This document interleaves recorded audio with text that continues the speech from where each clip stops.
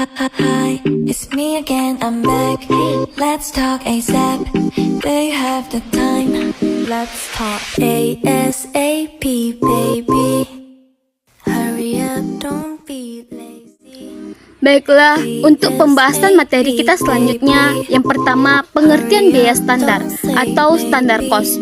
Biaya standar adalah biaya yang ditentukan di muka atau sebelum produksi, yang merupakan jumlah biaya yang seharusnya dikeluarkan untuk membuat satu satuan produk. Biaya standar menyatakan berapa biaya yang seharusnya dicapai dan dapat diterima, tetapi dengan kinerja yang tidak sempurna. Biaya standar ditentukan secara ilmiah dengan menggunakan studi waktu dan estimasi rancangan teknik. Apabila biaya operasi aktual melebihi standar, maka manajemen perusahaan harus menyelidiki varians yang terjadi. Jadi, perusahaan menggunakan standar biaya sebagai dasar untuk mengukur dan perbandingan. Proses penetapan biaya standar disebut dengan standar costing. Selanjutnya, kegunaan standar costing. Ada beberapa kegunaan dari penetapan biaya standar atau standar costing oleh perusahaan. Yang pertama, sebagai alat pengendalian biaya. Dan yang kedua, memotivasi pegawai bekerja secara efisien dalam mencapai standar yang telah ditetapkan. Dan yang ketiga, sebagai instrumen penilaian kebijakan manajemen. Dan yang keempat, memberikan pedoman kepada manajemen berapa biaya yang seharusnya dikeluarkan dalam suatu kegiatan dan sebagai dasar untuk menetapkan harga jual. Dan yang kelima, sebagai alat dalam pengendalian kegiatan perusahaan. Materi selanjutnya yaitu hubungan standar costing dan anggaran. Harga pokok standar adalah harga pokok yang seharusnya untuk menghasilkan satu unit produk. Harga pokok standar terdiri atas biaya bahan baku langsung standar, biaya tenaga kerja langsung standar, dan biaya overhead pabrik standar. Jika perusahaan telah mengembangkan biaya standar, perusahaan akan menggunakan biaya standar dalam penyusunan anggaran. Namun, jika perusahaan tidak mengembangkan biaya standar, anggaran biayanya disusun berdasarkan biaya taksiran. Misalnya, standar harga untuk bahan baku langsung sebesar Rp1.000 per kilogram dan perusahaan merencanakan membeli bahan baku langsung selama setahun sebanyak 20.000 kilogram sehingga total anggaran pembelian bahan baku langsungnya adalah 20 juta. Jika harga pokok standar 50.000 per unit dan rencana produksi sebanyak 2.000 unit, total anggaran biaya produksinya sebesar 100 juta. Jika perusahaan tidak mengembangkan biaya standar, anggaran biayanya disusun hanya berdasarkan realisasi biaya periode sebelumnya ditambah dengan perkiraan inflasi untuk periode yang akan datang. Selanjutnya, kita akan bahas mengenai jenis-jenis standar. Para manajer harus membuat keputusan tertentu sebelum menetapkan standar. Pertama, mereka harus menentukan jumlah unit yang direncanakan, diproduksi, dan dijual perusahaan. Kedua, manajer harus memutuskan bagaimana memperoleh standar yang mereka inginkan. Tingkat kapasitas yang dipilih berarti menunjukkan standar yang dipilih. Standar dapat digolongkan atas dasar tingkat keketatan dan kelonggaran. 1. Standar teoritis. 2. Rata-rata biaya waktu yang lalu.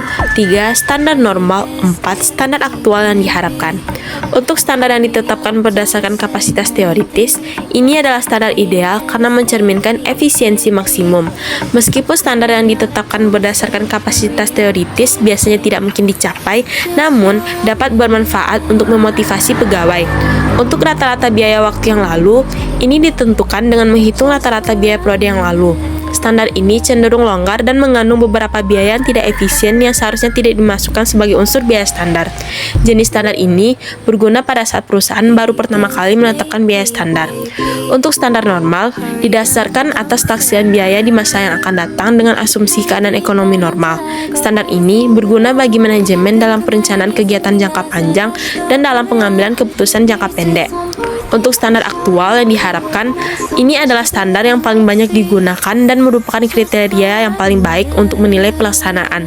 Standar ini didasarkan pada tingkat pelaksanaan terbaik yang dapat dicapai dengan memperhitungkan ketidakefisienan kegiatan yang tidak dapat dihindari terjadinya. Baiklah, materi selanjutnya yaitu konsep target costing. Target costing adalah metode penetapan biaya target. Perusahaan harus merancang produk dengan biaya tidak dapat melebihi biaya target. Jika harga produk ini didesain melebihi target biaya, maka perusahaan tidak akan memproduksi produk tersebut. Jadi, dengan target costing, pengurangan biaya dilakukan pada tahap pengembangan perancangan atau desain produk baru. Pada target costing, metode perencanaan biayanya menekankan pada pengendalian spesifikasi rancangan dan teknik produksi. Biaya target dapat dirumuskan dengan biaya target sama dengan target harga dikurang target laba. Selanjutnya yaitu karakteristik target costing. Terdapat 4 karakteristik target costing. Yang pertama yaitu perencanaan. Biasa digunakan pada tahap perencanaan dan desain. Hanya digunakan pada tahap produksi pada standar costing. Selain itu, metode target costing juga lebih banyak digunakan pada tahap perencanaan dan desain. Yang kedua yaitu perencanaan biaya. Metode ini merupakan perencanaan biaya yang berujung pada pengurangan biaya dan bukan sebuah pengendalian biaya. Yang ketiga yaitu orientasi perusahaan.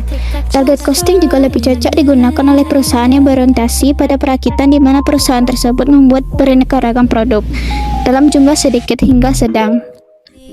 Yang keempat yaitu produksi barang. Biasa digunakan untuk pengendalian spesifikasi desain beserta teknik produksi barang. Maka dari itu, metode target costing biasanya lebih banyak berorientasi pada manajemen setelah bagian teknik dibandingkan dengan bagian akuntansi. Materi selanjutnya yaitu konsep Kaizen costing. Kaizen costing adalah metode pengurangan biaya selama tahap atau proses produksi dengan memastikan adanya perbaikan berkesinambungan atau continuous improvement. Jadi pengurangan biaya yang telah dilakukan dengan target costing pada tahap pengembangan dan perancangan produk dilanjutkan dengan pengurangan biaya pada Kaizen costing pada tahap proses produksi. Kaizen costing dapat digunakan dalam 2 hal, yaitu yang pertama, jika terdapat perbedaan besar antara biaya sesungguhnya dengan biaya target setelah memproduksi produk baru selama beberapa bulan. Yang kedua yaitu menggunakan Kaizen costing secara terus-menerus untuk memastikan perbaikan berkesinambungan atau continuous improvement. Selanjutnya, perbedaan standar costing, target costing, dan Kaizen costing. Biaya target adalah biaya yang ditentukan yang merupakan perkiraan biaya yang mampu dibayar oleh konsumen. Target costing adalah metode penetapan biaya target. Biaya target ini dirumuskan dengan biaya target sama dengan target harga dikurang dengan target laba. Perusahaan harus merancang produk dengan biaya yang tidak melebihi biaya target. Jika harga produk yang didesain melebihi target biaya, maka perusahaan tidak akan memproduksi produk tersebut. Jadi, dengan target costing, pengurangan biaya dilakukan pada tahap pengembangan dan perancangan atau desain produk baru. Jika pada target costing metode perencanaan biayanya menekankan pada pengendalian spesifikasi rancangan dan teknik produksi, maka pada standar costing, pengendalian biaya dilakukan berdasarkan analisis internal atas proses produksi. Sementara itu, Kaizen costing adalah metode pengurangan biaya selama tahap atau proses produksi dengan memastikan adanya perbaikan berkesinambungan atau continuous improvement. Jadi, pengurangan biaya yang telah dilakukan dengan target costing pada tahap pengembangan dan perancangan produk dilanjutkan dengan pengurangan biaya pada Kaizen costing pada tahap proses produksi. Kaizen costing dapat digunakan dalam hal 1. Jika terdapat perbedaan besar antara biaya sesungguhnya dengan biaya target setelah memproduksi produk baru selama beberapa bulan. Yang kedua, menggunakan Kaizen costing secara terus-menerus untuk memastikan perbaikan berkesinambungan.